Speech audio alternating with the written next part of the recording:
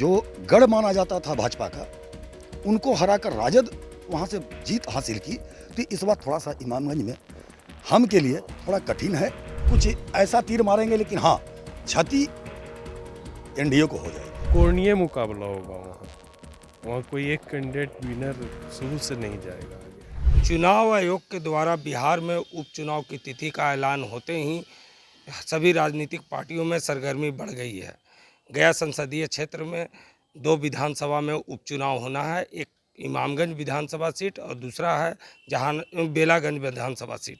हमारे साथ कुछ पत्रकार मौजूद हैं, हम उनसे बात करते हैं कि क्या समीकरण रहेगा इमामगंज विधानसभा सीट पर और बेलागंज विधानसभा सीट पर। इमामगंज विधानसभा सीट पर क्या?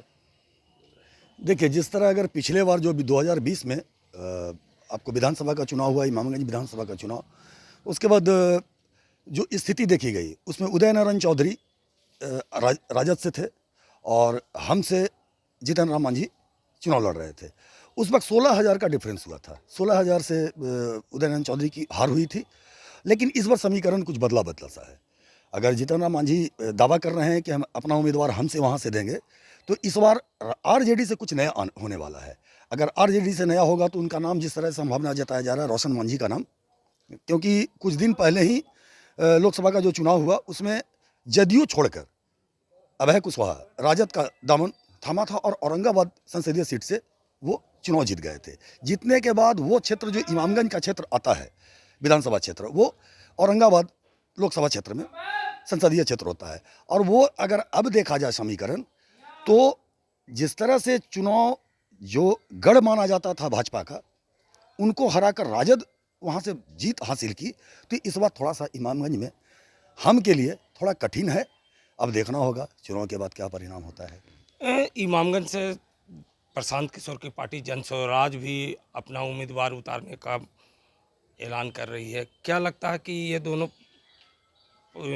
हम और आरजेडी के बाद जन स्वराज भी पार्टी अपना कैंडिडेट दे रही है, तो क्या देखिए, ये बिहार का चुनाव है और बिहार का चुनाव, ये शिक्षा और ये जो दावे करते हैं लोग, वो दावे खोखली हो जाती है। जब चुनाव होता है तो वो जातीय समीकरण पर आकर सिमट जाता है। और स्थिति अब भी, चाहे प्रशांत किशोर जी अगर जन स्वराज लेकर वहाँ उम्मीदवार देते हैं, तो हमें नहीं लगता है कि कुछ ऐसा तीर मारेंगे, लेकिन हाँ, क्षति एनडीए को हो जाएगी उनके कारण। हमारे साथ रंजन कुमार सिन्हा थे, पत्रकार थे, बता रहे थे कि अगर जन स्वराज की पार्टी अगर कोई उम्मीदवार इमामगंज विधानसभा सीट में उतारती है तो इसमें एनडीए की क्षति होगी। हमारे साथ दूसरे पत्रकार भी हैं, बात करते हैं। इमामगंज में क्या समीकरण देखने को मिलेगा इस बार उपचुनाव में? अभी तो ये निश्चित ही नहीं हो पाया है कि हम पार्टी को मिलेगा कि एनडीए के दूसरे दल को मिलेगा, लेकिन एक और राजद रहेगा। अब राजद रहता है, उसके बाद जो ऐसा कैंडिडेट देंगे ये लोग, उसके बाद ही कुछ कहा जा सकता है। 1-2 दिन में अब इसका क्लियर होगा, तभी कुछ स्थिति स्पष्ट हो सकेगी। जीतनराम मांझी दावा कर रहे हैं कि हमसे कैंडिडेट रहेगा, तो क्या लगता है कि जीतनराम मांझी जिस तरह से जीते थे उस तरह से यहाँ हम जीतन राम मांझी का एक चेहरा था, अब उनके दल से कोई और आएगा तो वो कितना प्रभाव डालेगा, इस पर भी संशय है। राजद से कितना पकड़ वाला नेता को टिकट मिलता है, रोशन मांझी या और किसी को भी मिला तो टक्कर तो निश्चित है, दोनों में होगा। बता रहे थे कि इमामगंज में राजद और एनडीए के जो कैंडिडेट रहेंगे उनमें काड़े की टक्कर रहेगी। बात करते हैं बेलागंज विधानसभा सीट पर, जहां पर कयास लगाया जा रहा है कि एक तरफ सुरेंद्र प्रसाद यादव जो सांसद हैं, पहले विधायक रह चुके हैं बेलागंज के, उनके बेटे विश्वनाथ यादव लड़ने वाले हैं और दूसरी तरफ जदयू से मनोरमा देवी का नाम आ रहा है।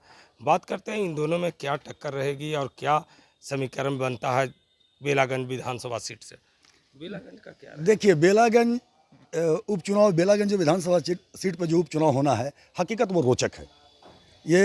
ये कहना बड़ा मुश्किल है कि ये एनडीए की जीत होगी, राजद की जीत होगी, लेकिन हाँ, ये जरूर आप बता सकते हैं कि 8 बार से सुरेंद्र यादव वहाँ से विधायक रहे हैं। सांसद बनने के बाद ये सीट खाली हुई है, वो जहानाबाद से सांसद बने और वो सीट खाली हो गई। सीट खाली होने के बाद सबसे ज़्यादा अगर वहाँ पर जनसंपर्क के माध्यम से बोले या वो अपना संगठन के माध्यम से बोले, तो उनका पुत्र है विश्वनाथ, वो लगातार वहाँ प्रयास कर रहे हैं।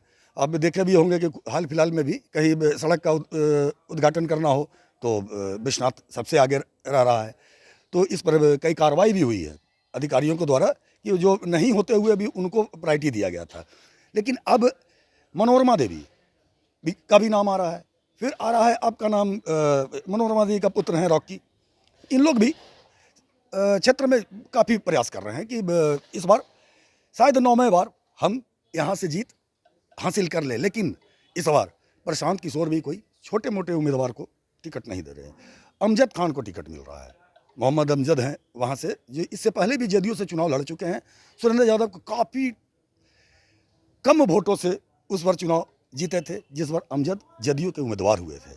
तो कहा जा सकता है कि इस बार खेल, अगर जो आप कुछ दिन पहले भी सुने होंगे कि जीतनराम मांझी ने कुछ भविष्यवाणी किया था कि उलटफेर, तो संभावना इस बार लग रहा है कि बेलागंज में उलटफेर का संभावना प्रबल है।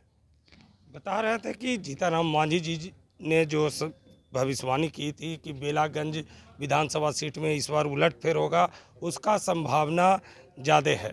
आइए हम और बात करते हैं, बेलागंज में क्या देखने को मिलेगा चुनाव में? बेलागंज में बहुत कुछ हो सकता है इस बार, क्योंकि निर्दलीय भी कुछ खेल बिगाड़ने के लिए ही उतरेंगे।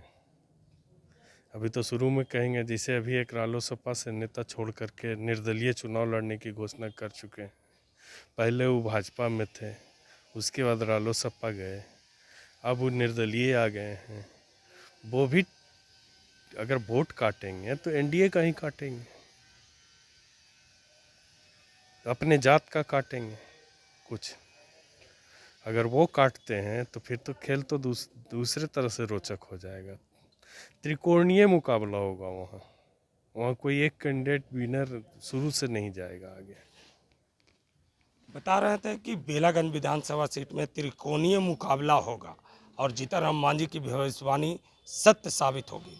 पंकज कुमार, बिहार तक, गया।